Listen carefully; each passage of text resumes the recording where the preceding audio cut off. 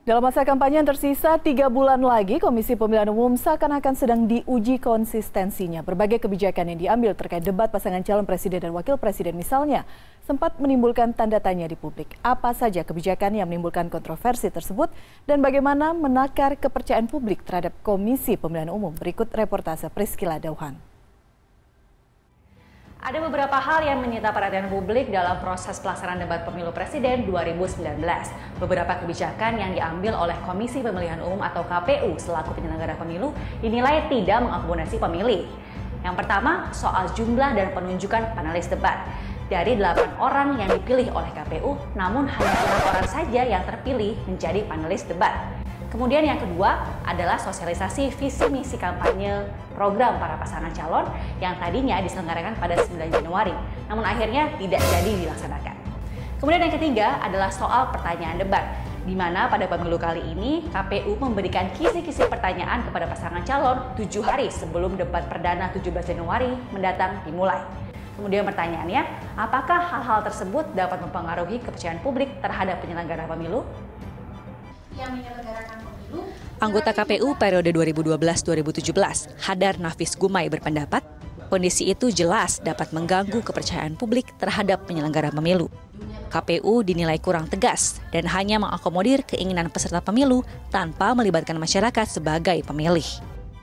Saya kira pengaruh ada ya, karena kalau penyelenggara itu tidak kelihatan cukup tegas, apalagi kemudian ada analisis-analisis yang dikaitkan dengan ketidaknetralan, keberpihakan gitu ya, itu bisa mempengaruhi. Oleh karena itu perlu ada upaya-upaya untuk mencegah itu terjadi.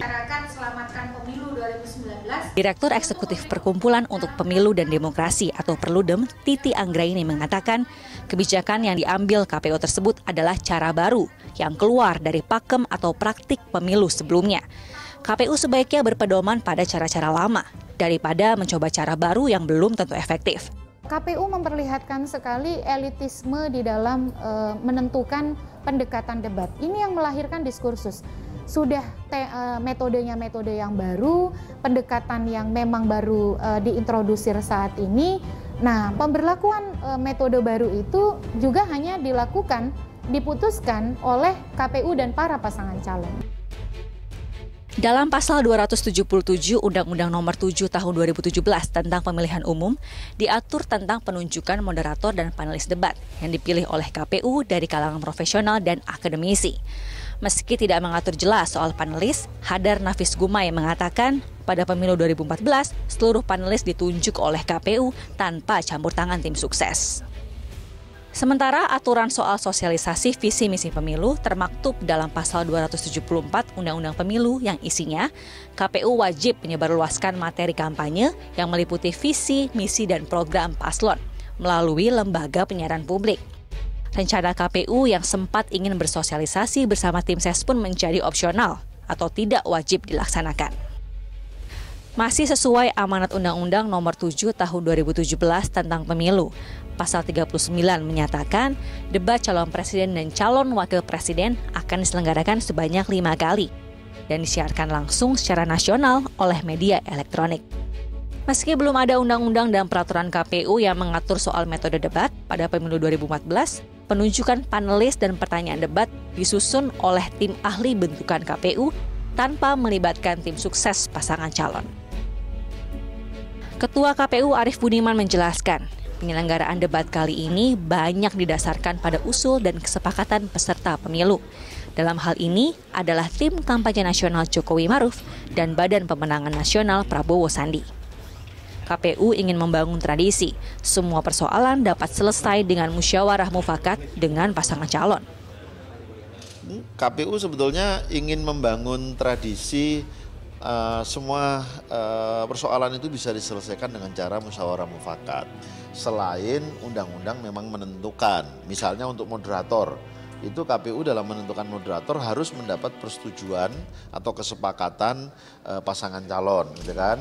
Nah, KPU kemudian melihat kan sebetulnya bermusyawarah mufakat ini bisa juga diterapkan untuk yang lain, termasuk ketika menentukan televisi, menentukan panelis, menentukan tanggal, menentukan tempat, itu kan semua kemudian KPU merasa akan lebih enak, semua nyaman kalau ini bisa dimusyawarahkan dan disepakati bersama gitu loh.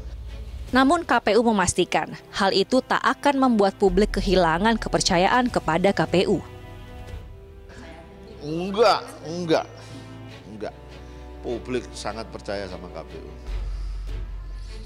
Kalau KPU mengatakan hal-hal tersebut tidak akan berpengaruh terhadap kepercayaan publik akan lembaganya, lalu bagaimana tanggapan warga?